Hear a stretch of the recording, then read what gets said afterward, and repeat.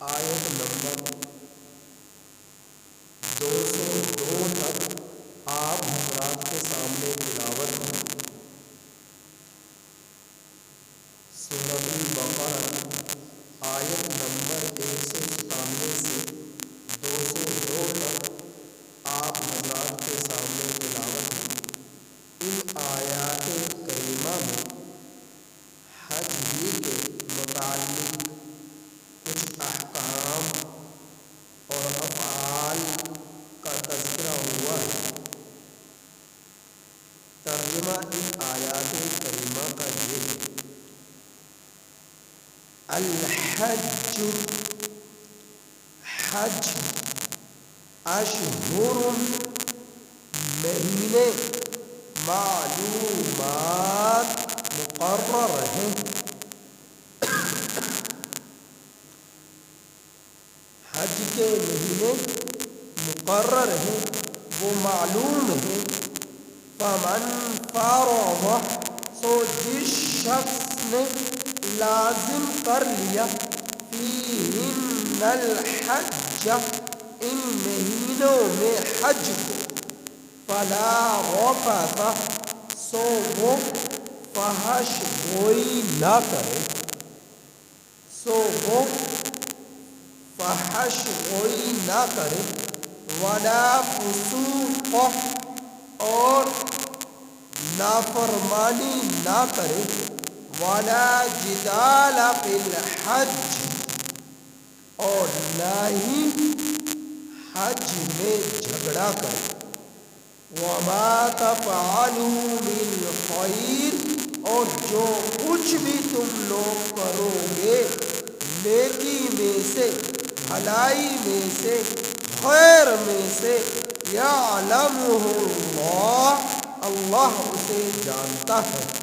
وتزودوا، اور تم لوگ خرچے سفر لے لیا کرو، اور تم لوگ زاد راہ لے لیا کرو، اور تم لوگ سفر کا خرچ لے لیا کرو۔ فإن خیر الزاد التقوی، سو بے شک بہترین سفر خرچ وہ بچنا ہے، سو بہترین توشہ زاد راہ بچنا ہے، پرہیزگاری ہے، بچنا ہے، تقوی ہے۔ واتقونی، اور مجھ ہی سے ڈرو، یا اولی الالباب، اے عقل والو۔ لیس علیکم، نہیں ہے تم لوگوں پر، جناح، کوئی گناہ، نہیں ہے تم لوگوں پر کوئی حرج، کوئی گناہ، اس بات میں کہ ان تبتغوا فضلا من ربکم، یہ کہ تم لوگ تلاش کرو اپنے رب کا فضل، یہ کہ تم لوگ تلاش کرو اپنے رب کا فضل۔ فَإِذَا أَفَضْتُم مِّنْ عَرَفَاتٍ، پھر جس وقت تم لوگ لوٹو عرفات سے، فاذکروا اللہ، سو تم لوگ خوب یاد کرو اللہ، خوب ذکر کرو اللہ کا، عند المشعر الحرام، مشعر حرام کے نزدیک، مشعر حرام کے پاس، مشعر اس گھاٹی کے پاس، حرام جو عزت والی ہے۔ وَاذْكُرُوهُ، اور یاد کرو تم لوگ اللہ، کما ہداکم، جیسا کہ اس نے تمہیں تعلیم دی، جیسا کہ اس نے تمہیں ہدایت دی۔ وَإِن كُنتُم مِّن قَبْلِهِ، اور اگرچہ تم لوگ اس سے پہلے لَمِنَ الضَّالِّينَ، البتہ گمراہوں میں سے تھے، بھٹکے ہوئے میں سے تھے۔ ثم افیضوا من حیث افاض الناس، پھر تم لوٹو ایسی جگہ سے جہاں سے لوگ لوٹتے ہیں۔ واستغفروا اللہ، اور خوب استغفار کرو اللہ، خوب معافی طلب کرو اللہ سے، خوب بخشش طلب کرو اللہ سے، اور خوب مغفرت چاہو اللہ سے۔ ان اللہ غفور رحیم، بے شک اللہ تعالی بہت ہی زیادہ مغفرت فرمانے والے، رحیم بہت ہی زیادہ مہربان ہے۔ فَإِذَا قَضَيْتُمْ، پھر جس وقت تم لوگ پورا کر لو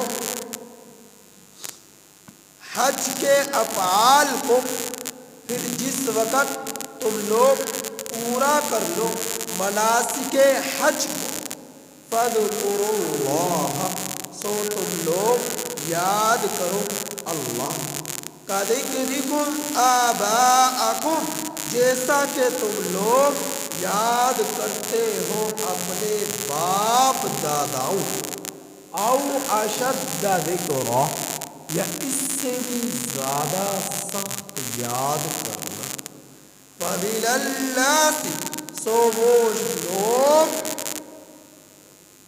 مَن یقول ربنا، جو کہتے ہیں اے ہمارے رب، آتنا، دے ہمیں، فی الدنیا، دنیا میں، وما له فی الآخرۃ من خلاق، اور نہیں ہے ان کے لیے آخرت میں کوئی حصہ، اور اس کے لیے آخرت میں کوئی حصہ نہیں ہے۔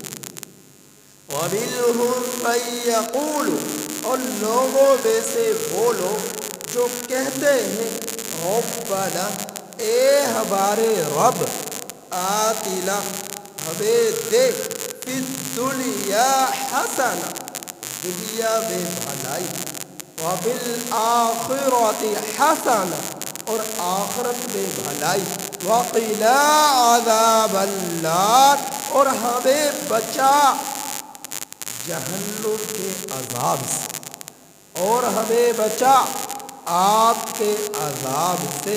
اولئک لہم نصیب مما کسبوا، یہی لوگ ہیں کہ ان کے لیے حصہ ہے ان چیزوں کا جو انہوں نے اعمال کیے، ان کاموں کا جو انہوں نے کیے۔ واللہ سریع الحساب، اور اللہ تعالی جلد حساب لینے والے ہیں۔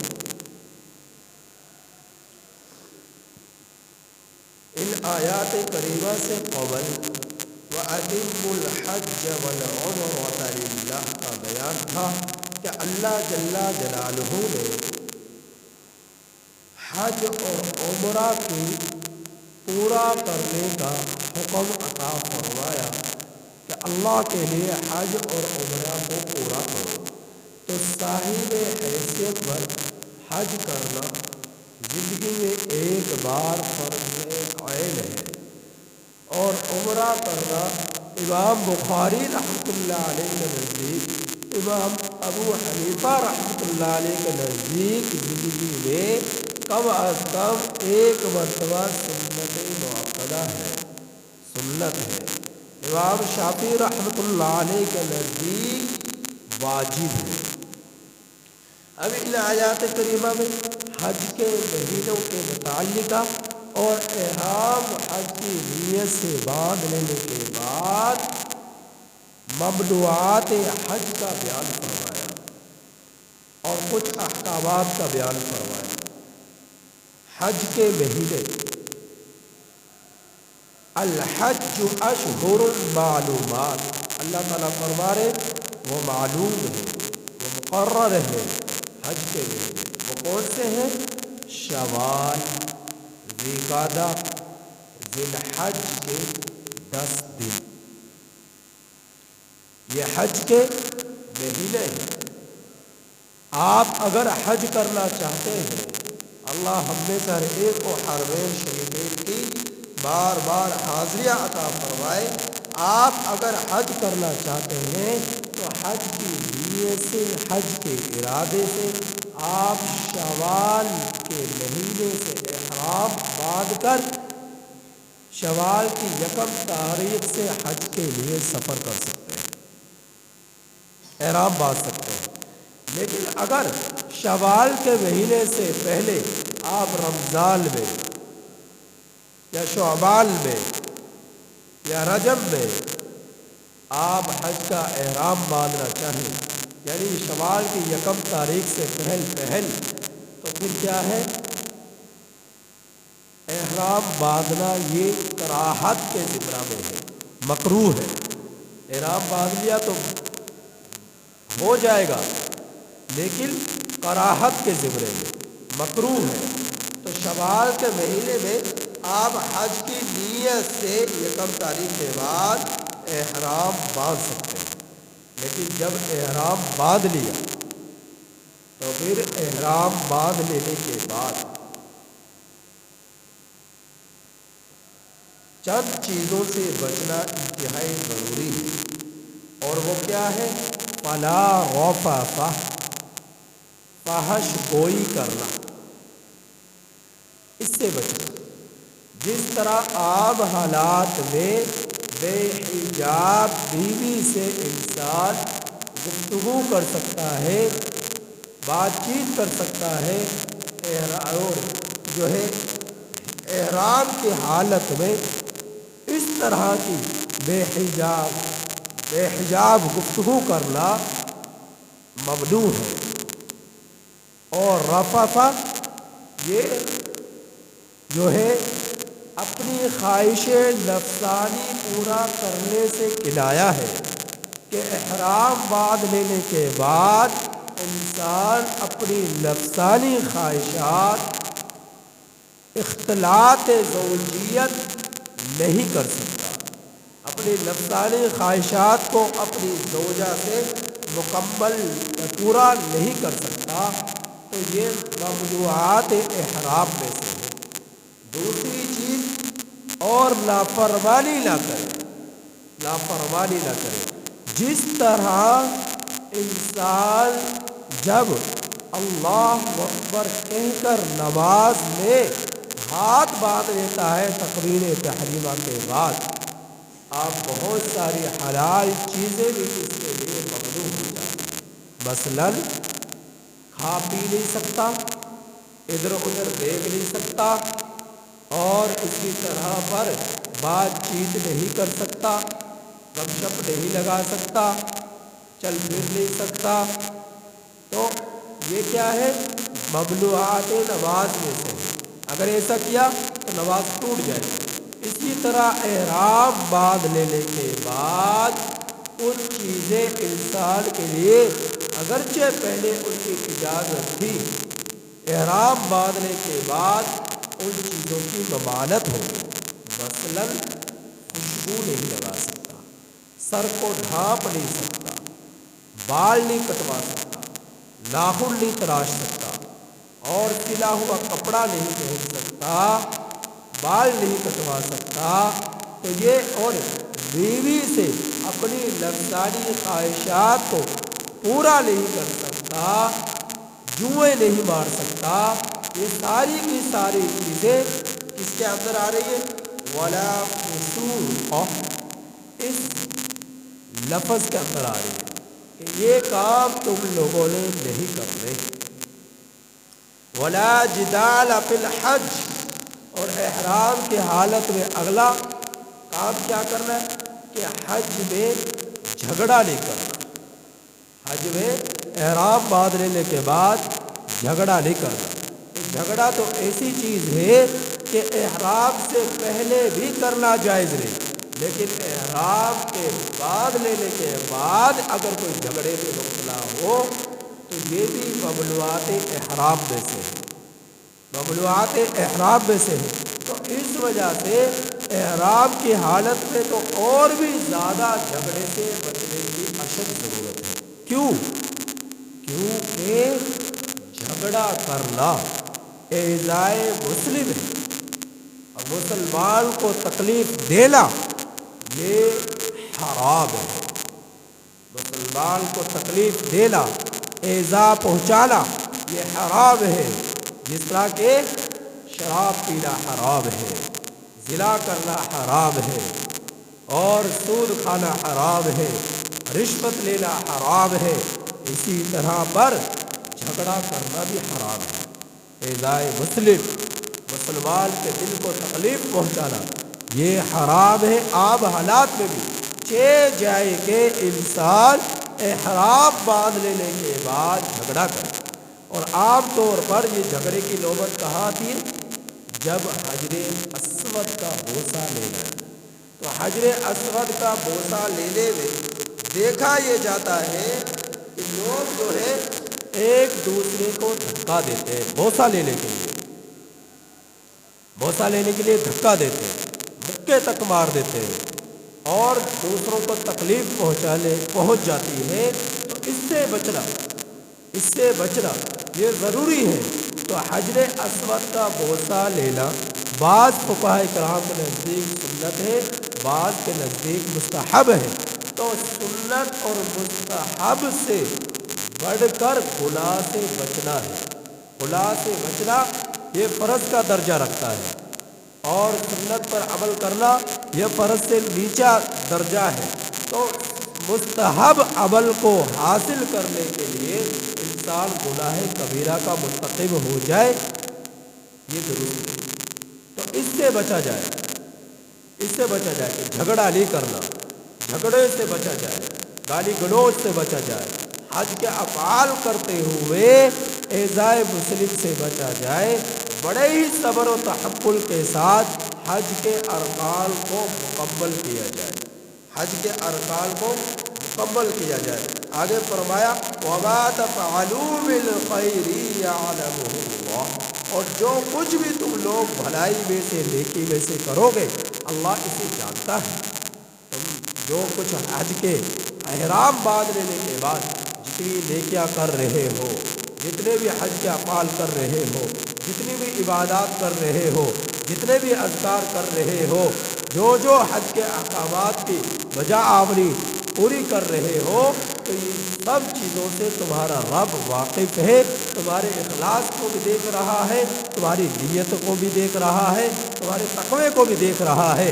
لہذا جس رب کے لیے تم حج کر رہے ہو اس رب کی عبادت اس طرح کرو کہ اس کی عبادت کرنے میں فحش گوئی نہ ہو، نافرمانی نہ ہو، جھگڑا نہ ہو، ان چیزوں سے پوری طرح بچا جائے، کیونکہ تمہارا رب تمہارے ایک ایک عمل سے کو دیکھ رہا ہے اور جانتا ہے۔ لہذا جس رب کی عبادت کر رہے ہو اس کے لیے ان تمام برائیوں سے بچنے کی بھرپور کوشش کرو۔ اور فرمایا وَتَزَوَّدُوا، اور خرچ سفر لے لیا کرو، زاد راہ لے لیا کرو۔ یمن کے کچھ لوگ تھے، وہ جو حج کے لیے آتے تو سفر کا خرچ نہ لیا کرتے، اور کہتے کہ اللہ رب العزت پر ہم لوگوں کا بھروسہ ہے، کہ ہم اللہ تعالیٰ پر بھروسہ کرنے والے ہیں، لہذا ہمیں زاد راہ لینے کی ضرورت ہی نہیں ہے۔ وہ یمنی لوگ سفر کے لیے حج کا سفر کرتے اور زاد راہ نہ لیتے، سفر کے اخراجات کو نہ لیتے، توکل الی اللہ کرتے ہو۔ لیکن ہر انسان کے ساتھ ظاہر ہے پیٹ بھی لگا ہوا ہے، اسے بھوک بھی لگے گی، اسے پیاس بھی لگے گی، اسے گرمی بھی لگے گی، اسے سردی بھی لگے گی، اسے سواری پر سوار ہونے کے لیے کرایہ بھی دینا پڑے گا، بھوک لگے گی تو کھانا بھی خریدنا پڑے گا، تو بیمار ہوگا تو دوائی بھی لینی پڑے گی۔ تو بہت ساری ضروریات جو ہے وہ انسان کے زاد راہ سے وابستہ ہیں۔ تو یہ لوگ سفر خرچ حج کے سفر کرتے تو زاد راہ توشہ وغیرہ خرچ وغیرہ نہ لیا کرتے، لیکن پھر کیا کرتے؟ جب وہاں پہنچتے، جب ضرورت پڑتی، پھر لوگوں کے سامنے ہاتھ پھیلاتے، لوگوں سے مانگتے، لوگوں کے سامنے سوال کرتے۔ تو اللہ رب العزت نے فرمایا کہ تم لوگ جب گھروں سے نکلو تو اپنے ساتھ زیادہ راہ بھی لیا کرو، سفر کے اخراجات بھی لیا کرو۔ اس طرح نہ کیا کرو کہ اتنا اللہ تعالیٰ پر بھروسہ کیا جائے، توکل الی اللہ تو ہو ضرور، لیکن اسباب کے درجے میں زیادہ راہ کا ہونا بھی یہ بھی ضروری ہے۔ اللہ رب العزت پہ بھروسہ بھی ضروری ہے، لیکن ساتھ میں سفر کے اخراجات کا ساتھ لینا اسباب کے درجے میں یہ بھی ضروری ہے۔ تو سفر کا خرچ ساتھ لے لیا کرو۔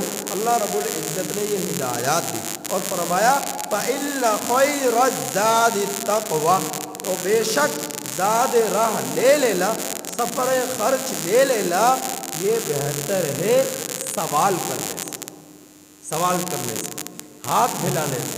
یہ بہتر ہے کہ تم اپنے گھروں سے زاد راہ لے کر پھر تم سفر کرو۔ اور فرمایا وَاتَّقُونِ يَا أُولِي الْأَلْبَابِ، اور مجھی سے ڈرو اے عقل والو، اور مجھی سے ڈرو اے عقل والو۔ اگلی آیت کریمہ میں اللہ رب العزت نے حج کے ارکان کو بیان کروایا۔ حج کے 3 رکن ہیں، حج کے 3 رکن ہیں۔ نمبر 1 احرام باندھنا، نمبر 2 وقوف عرفات، عرفات کے میدان میں 9 ذی الحج کی صبح سے لے کر غروب آفتاب تک 9 ذی الحج کو میدان عرفات میں پھیرنا، یہ حج کا دوسرا رکن ہے۔ حج کا تیسرا رکن طواف زیارت، طواف زیارت کرنا یہ حج کا تیسرا رکن ہے۔ اگر ان تینوں رکنوں میں سے چاہے وہ احرام کی صورت میں ہو، چاہے وہ وقوف عرفات کی صورت میں ہو، چاہے وہ طواف زیارت کی صورت میں ہو، اگر ایک رکن بھی فوت ہو گیا، چھوٹ گیا، تو حج نہیں ہوگا، حج نہیں ہوگا۔ تو حج جو ہے یہ کہ یہ تینوں رکن ہے، اور تینوں رکنوں کا پوری طرح اہتمام کیا جائے۔ تو اللہ تعالیٰ فرما رہے لیس علیکم جناح ان تبتغوا، سب سے پہلی بات کہ نہیں ہے تم پر کوئی گناہ اس بات میں کہ تم تلاش کرو اپنے رب کا فضل۔ یہ ایک ہدایت دی، مسئلہ بتلا دیا۔ صحابہ اکرام رضی اللہ تعالیٰ علیہ اجمعین کی وہ تشویش جو ان کے دلوں میں جس میں وہ مبتلا تھے، اس کا رد اللہ رب العزت نے اس آیت کریمہ کے نزول سے فرما دیا کہ سفر حج میں لوگ جو ہے خرید و فروخت کرنے کو ناجائز سمجھتے حج کا احرام باندھ لینے کے بعد۔ تو حضرات صحابہ اکرام رضی اللہ تعالیٰ عنہ اجمعین کے دل میں یہ خیال آیا کہ اگر ہم احرام حج باندھ لینے کے بعد اگر ہم تجارت کریں گے، خرید و فروخت کریں گے، تو اس سے کیا ہوگا؟ ہمارے احرام پر ضد پڑے گا، خلل آئے گا، ہماری اس عبادت میں خلل آئے گا۔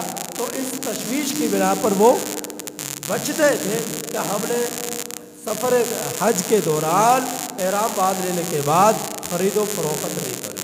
تو اللہ تعالیٰ نے فرمایا کہ تم خرید و فروخت کر سکتے ہو، تم خرید و فروخت احرام حج باندھ لینے کے بعد کر سکتے ہو، تجارت کر سکتے ہو۔ اور لیکن یہ تجارت کرنا ایسا نہ ہو کہ انسان کی اول نیت تجارت کی ہو اور ضمناً حج کرنے کی ہو، کہ بندہ پہلے یہ نیت کرے کہ چلو میں اپنے کاروبار کے لیے جاؤں اور جا کر میں نے ساتھ میں چلو اگر موقع مل گیا تو حج بھی کر لوں گا، عمرہ بھی کر لوں گا۔ تو یہ نیت نہ ہو، نیت اول یہی ہو کہ میں حج کے لیے جا رہا ہوں، لیکن درمیان میں اگر کوئی نوبت آ گئی تجارت کرنے کی، تو تو ضمن پھر وہ تجارت کر سکتا ہے، لیکن مقصود تجارت کو بنا کر پھر احرام باندھے، ایسا کرنا یہ درست نہیں۔ ہاں ضمن اگر تجارت کرنے کی نوبت آ گئی تو پھر تجارت کر لے، حج کے لیے سفر کیا لیکن ضمن نوبت آئی تجارت کرنے کی تو تجارت کر سکتا ہے احرام باندھ لینے کے بعد، اس میں کوئی مذائقہ نہیں۔ تو حضرات صحابہ اکرام رضی اللہ تعالیٰ علیہ اجمعین کی اس تشویش کو اللہ رب العزت نے دور فرما دیا اور فرمایا فَإِذَا أَفَضْتُم مِّنْ عَرَفَاتٍ، اور پھر جس وقت تم لوٹو میدان عرفات سے، فاذکروا اللہ، تو یاد کرو اللہ کو اس گھاٹی کے پاس جو عزت والی ہے، اور یاد کرو اللہ کو جیسا کہ اس نے تمہیں تعلیم دی۔ یہ مشعر الحرام سے مراد گھاٹی جو ہے وادی قضا ہے، وادی قضا ہے، تو اس جگہ کو وادی محصر بھی کہتے ہیں، محصر، کہ اس وادی کے درمیان یہ پورا کا پورا میدان عرفات ٹھہرنے کی جگہ ہے۔ آپ پورے میدان میں ٹھہر سکتے ہیں اور کھڑے ہو کر آپ جو ہے صبح سے لے کر طلوع آفتاب سے لے کر آپ غروب آفتاب تک اس میدان میں کھڑے رہیں گے۔ بیٹھنا سے زیادہ افضل یہ ہے کہ کھڑے رہیں اور اللہ رب العزت کا ذکر کرتے رہیں۔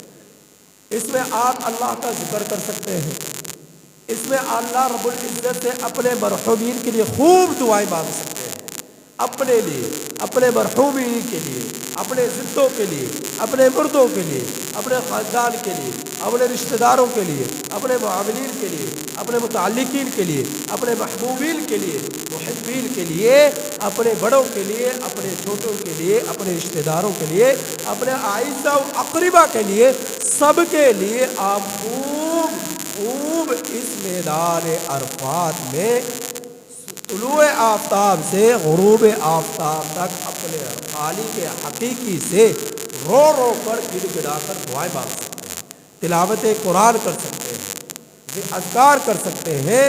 تو آپ نے یہی کام کرنا ہے وقوف عرفات میں۔ لیکن جو یہ جگہ ہے وادی محصر یا محصر، یہ جو جگہ ہے اس جگہ میں آپ نے نہیں جانا۔ یہ میدان عرفات کے ساتھ بالکل ملی ہوئی جگہ ہے، کچھ حصہ ہے، اس کے ارد گرد باڑیں لگی ہوئی ہیں۔ اس جگہ میں کیوں نہیں جانا؟ کیونکہ یہ وہ جگہ ہے کہ جہاں پر ابرہہ کا لشکر جو 60,000 کا تھا، اس پر اللہ رب العزت کا اس لشکر نے یہاں پڑاؤ ڈالا، اور اس جگہ پر ابابیل پرندے آئے اور دو کنکریاں اپنے 2 پنجوں میں رکھی اور ایک اپنی چونچ میں رکھی، مسور کی دال کے دانے کے برابر اس کی کیفیت، اس دانے کی، تو ان کو جو گولی سے بھی زیادہ تیز رفتار میں کام کرنے والی تھی، جب ان پرندوں نے ابرہہ کے لشکر پر ان کنکریوں کو برسایا تو اس جگہ پر اللہ رب العزت کا عذاب ابرہہ کے لشکر پر آیا۔ تو اس جگہ پر، اس وجہ سے یہ عذاب کی جگہ ہے، تو اس میدان میں نہیں جانا، اس جگہ میں نہیں جانا۔ اس جگہ سے اللہ رب العزت نے ممانعت فرما دی۔ اس کے علاوہ آپ جو ہے پورے کے پورے میدان میں ٹھہر سکتے ہیں اور یہاں پر رہ کر اللہ رب العزت کی عبادت کر سکتے ہیں۔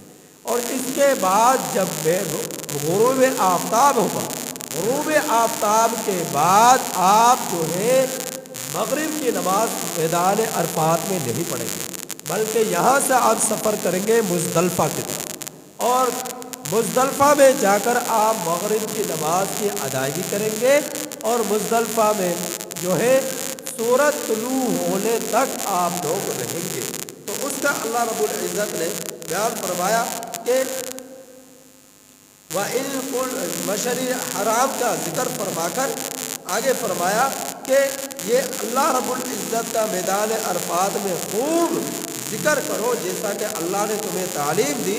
اگرچہ تم لوگ اس سے پہلے گمراہوں میں سے تھے، ناواقف لوگوں میں سے تھے، ثم افیضوا من حیث افاض الناس، پھر جب تم لوٹو اس جگہ سے جہاں سے لوگ لوٹتے ہیں، یعنی میدان عرفات سے مزدلفہ کی طرف، تو مزدلفہ میں پہنچ کر تم خوب اپنے رب سے معافیاں مانگو، استغفار کرو، مغفرت چاہو اور گناہوں کی معافی طلب کرو، کیونکہ اللہ تعالیٰ خوب بخشنے والے مہربان ہیں۔ پھر فرمایا کہ جس وقت تم حج کے افعال کو پورا کر لو تو پھر یاد کرو اللہ کو جیسا کہ تم یاد کرتے ہو اپنے آباء اجداد کو، یا اس سے بھی زیادہ سخت یاد کرنا۔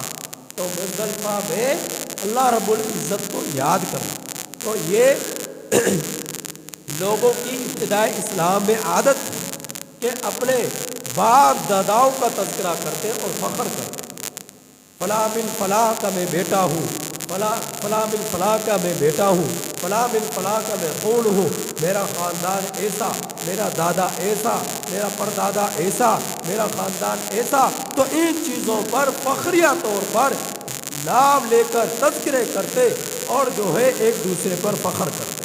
تو جتنی لگن کے ساتھ، جذبے کے ساتھ اپنے باپ داداؤں کو تم لوگ یاد کرتے، اللہ تعالیٰ فرما رہے ان باپ داداؤں سے بھی بڑھ کر اللہ کا تم لوگوں پر حق ہے کہ تم اپنے رب کو یاد کرو، اپنے رب کو یاد کرو، کہ باپ داداؤں سے بھی زیادہ اپنے رب کو یاد کرو۔ پھر کچھ لوگ ایسے ہیں یاد کرنے والے جو دنیا کے اندر ہیں کہ وہ اللہ تعالیٰ سے صرف دنیا ہی کی بھلائی چاہتے ہیں کہ اللہ ہمیں دنیا میں دے دے جو کچھ بھی تو نے دینا ہے، اور آخرت میں چاہے دے یا نہ دے۔ تو اللہ تعالیٰ فرما رہے آخرت میں ایسے لوگوں کے لیے کوئی حصہ نہیں۔